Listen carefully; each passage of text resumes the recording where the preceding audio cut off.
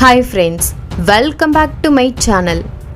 போன பார்ட்ல சிவபெருமான் பார்வதி தேவியின் திருக்கல்யாணம் நடந்ததை பார்த்தோம். அதன் பிறகு என்ன நடக்கிறது என்று பார்ப்போம்.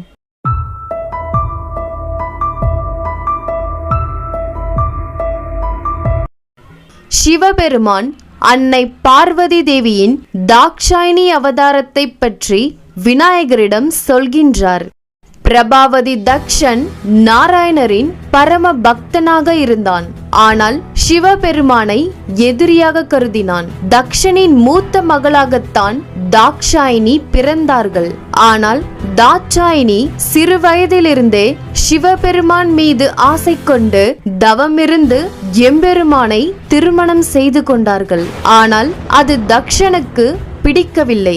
அதனால் தனது மகள் என்றும் பார்க்காமல் தக்ஷன் தாக்ஷாயினியை ஒதுக்கி வைத்து விட்டான். அதன் பிறகு தாக்ஷாயினி கைலாயத்தில் சிவபெருமானோடு வாழ்ந்து வந்தார்கள். அப்பொழுது மேலே அனைத்து தேவர்களும் ஒன்று கூடி தனது தேவிகளுடன் செல்வதை தாக்ஷாயினி பார்க்கின்றார்கள்.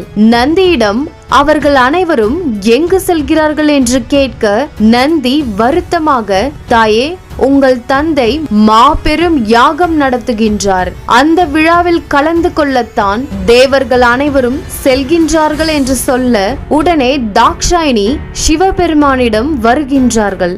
சுவாமி, என் தந்தை அங்கு மகா யாகத்தை நடத்துகின்றார். அந்த விழாவில் நாம் கலந்து கொள்ள வேண்டும் என்று சொல்ல சிவபெருமான், இல்லை, அழைப்பில்லாமல் நாம் அங்கு சென்றால் அது அழிவுக்கு வழிவகுத்துவிடும். அவர் இன்னும் நம்மை ஏற்றுக்கொள்ளவில்லை. அதனால்தான் அவர் நம் இருவரை தவிர மற்ற அனைவருக்கும் அழைப்பு விட்டிருக்கிறார் என்று சிவபெருமான் சொல்கின்றார். அதற்கு தாக்ஷாயினி, என் தந்தையின் இல்லம் என்னுடைய இல்லம். அங்கு செல்வதற்கு அழைப்பிருந்தால் தான் செல்ல வேண்டும் என்று சொல்வது வேடிக்கையாக இருக்கின்றது என்று சொன்னதும் சிவபெருமானுக்கும் தாக்ஷாயினிக்கும் பெரும் வாக்குவாதமே நடக்கின்றது.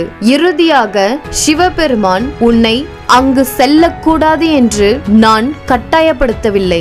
அதுபோல் நான் அங்கு வர வேண்டும் என்று என்னையும் கட்டாயப்படுத்தக்கூடாது என்று சொல்கின்றார். அதற்கு தாக்ஷாயினி, சரி, நீங்கள் அங்கு வர வேண்டாம். நான் உங்கள் மனைவியாகவே இருந்தாலும் என் தாய் தந்தைக்கு மகளும் ஆவேன். அந்த யாகத்திற்கு கட்டாயம் செல்வேன் என்று தாக்ஷாயினி சொல்கின்றார்கள். உடன் நந்தியை அழைத்து செல் என்று சிவபெருமான் சொல்கின்றார். அதனால் தாக்ஷாயினி பிரபாவதி தக்ஷன் யாகத்திற்கு நந்தியுடன் செல்கின்றார்கள். யாகத்திற்கு அனைத்து தேவாதி தேவர்களும், நாராயணர், பிரம்மதேவர், மகாலட்சுமி, சரஸ்வதி தேவியும் வந்துவிட்டார்கள். இங்கு தாக்ஷாயினி மட்டும் நந்தியை அழைத்து கொண்டு வருகின்றார்கள்.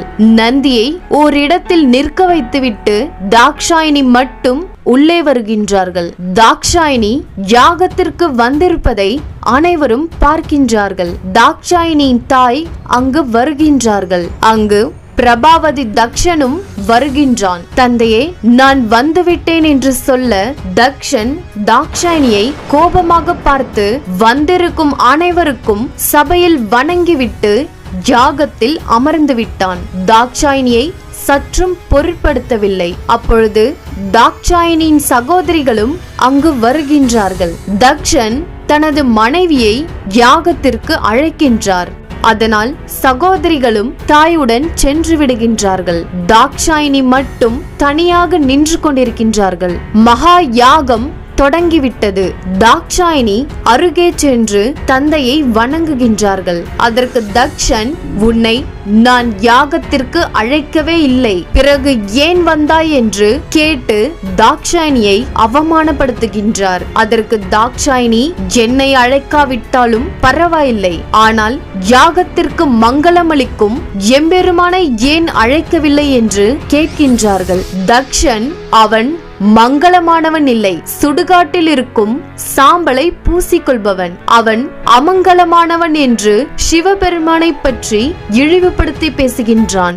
அதனால் தாக்ஷாயினி கோபப்பட்டு, உண்மையில் நீங்கள்தான் புனிதமற்றவர் என்று கோபப்படுகின்றார்கள். சுற்றி இருக்கும் அனைவரையும் பார்த்து எம்பெருமானை அழைக்காத விழாவில் நீங்கள் அனைவரும் ஏன் கலந்து கொண்டீர்கள் என்று அனைவரையும் பார்த்து கத்திவிடுகின்றார்கள். அனைவரும் என்ன சொல்வது தெரியாமல் மௌனமாக இருக்கின்றார்கள்.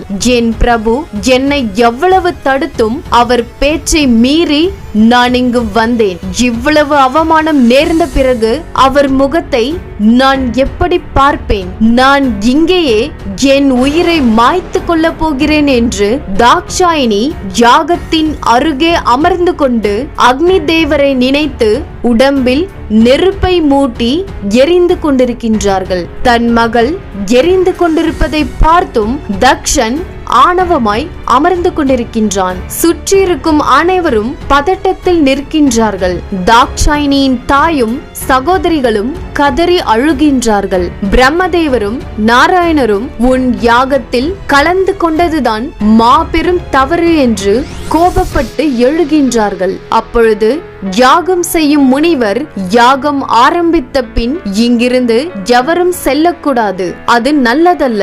இங்கிருந்து எவர் சென்றாலும் அவர்கள் நடத்தும் யாகத்திற்கு எவரும் வரமாட்டார்கள் என்று சொல்ல பிரம்மதேவர் அமர்ந்து விட்டார். அப்பொழுது தக்ஷன், திருமாலே, நான் தங்களுடைய பக்தனாவேன், என்னை காப்பேன் என்று தாங்கள் வாக்களித்துள்ளீர்கள். ஆகையால் யாகம் முடியும் வரை தாங்கள் இங்குதான் இருக்க வேண்டும் என்று சொல்ல கடமைக்காக திருமாலும் மௌனமாக அமர்ந்து விட்டார். தாய் இன்னும் வரவில்லையே என்று நந்தி தேவர் தாக்ஷாயினியை தேடி வருகின்றார். அப்பொழுதுதான் எரிந்து சாம்பலாயிருக்கும் தாக்ஷாயினியை நந்தி தேவர் பார்க்கின்றார். பார்த்ததும் அதிர்ச்சியில் கதறி அழுகின்றார். உடனே அங்கிருக்கும் மற்ற பூதகணங்களும் வருகின்றார்கள்.